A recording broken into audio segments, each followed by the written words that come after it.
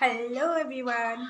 তো তোমরা সবাই আমার আগের মিনি ব্লগটাতে দেখেছিলে যে আমি বলেছিলাম যে কাপড়গুলো শিলাবো, তো তারই কাপড়গুলো শিলানো হয়ে গেছে, কিছু কিছু চলেও গেছে পুজোর জন্য।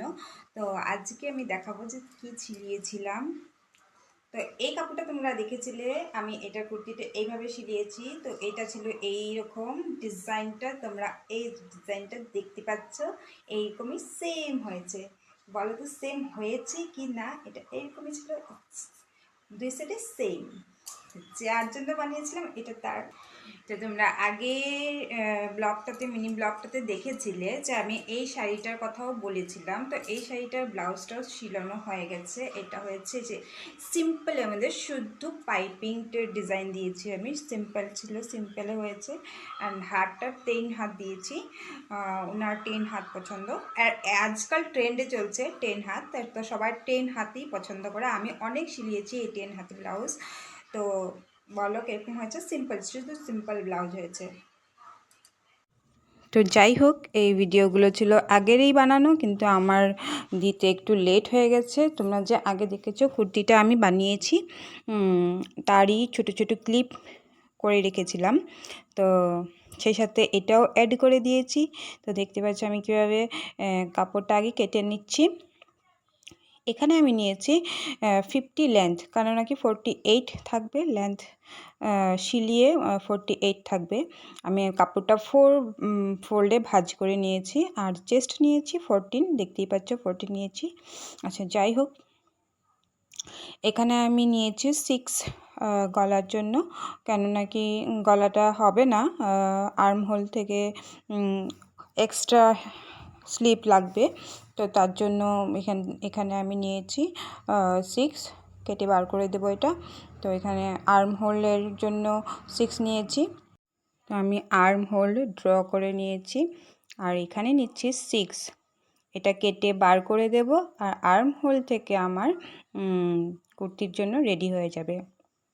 তো এইখানে চেস্টের লেন্থ নিয়ে নিয়েছি, লেন্থ নিয়েছি হলো 13। তো এখানে 13 আমার হয়ে যাবে। আর এবার ড্র করে নিব, ড্র করে কেটে বার করে নিব। আমার প্রায় ড্র করা কমপ্লিট হয়ে গেছে। এবার তোমরা দেখতে পাচ্ছ, আমি জুম করেও দেখাচ্ছি যে 13 নিয়েছি। যাই হোক, আমি এখানে ড্র করে কেটে নিব। এবার হিপসের জন্য নিয়ে নিয়েছি, লেন্থের জন্য নিয়ে একবারে ড্র করে নিয়েছি। এটাকে কেটে বার করে দেব। কাটা হয়ে গেলে তারপর আমি এটা আবার খুলে দেখব কাটিং কীরকম হয়েছে। তারপর এটাকে আবার আমি ইনারের কাপড়ের জন্য রেডি করে নেব। ইনারের কাপড়ের জন্য কাটার জন্য ইনারের কাপড়টা আগে ভাঁজ করে নেব, 4 ফোল্ডে ভাঁজ করে আবার সেম বসিয়ে দেব। দেখছো বসানো হয়ে গেছে, সেম কাটিংয়ে আমি কেটে বার করে নেব। তো ইনারটা আমার এখানে লাগানো হয়ে যাবে। তো যাই হোক, এটা আমার কাটিং কমপ্লিট হয়ে গেছে। এখন স্লিভসের জন্য কাটিং করে নেব। স্লিভসের জন্য আমি এখানে 6 নিয়েছি, 6-এ হয়ে যাবে, 5 থাকলেই হবে। তো আমি 6 নিয়েছি, শিলানোর পরে 5 হয়ে যাবে।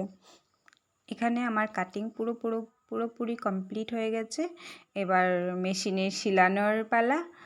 তো তোমরা দেখতেই পেয়েছো যে আমি কুর্তিটা শিলিয়ে নিয়েছি। শিলানোটা দেখানো হয়নি, যদিও কাটিংটাই শুধু দেখিয়েছি, কেন নাকি ভিডিও অনেক লং হয়ে যায়।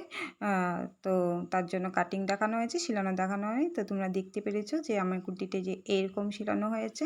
তো আজকের ভিডিওটা এই পর্যন্তই। আর তোমরা যদি কাটিং দেখতে চাও তো আমাকে কমেন্ট বক্সে জানাবে, বা স্টিচিং দেখতে চাও তো আমাকে কমেন্টস বক্সে জানাবে, তাহলে আমি আবার এরকম নতুন নতুন ভিডিও ক্রিয়েট করব। তো আজকের জন্য টাটা, বাই বাই।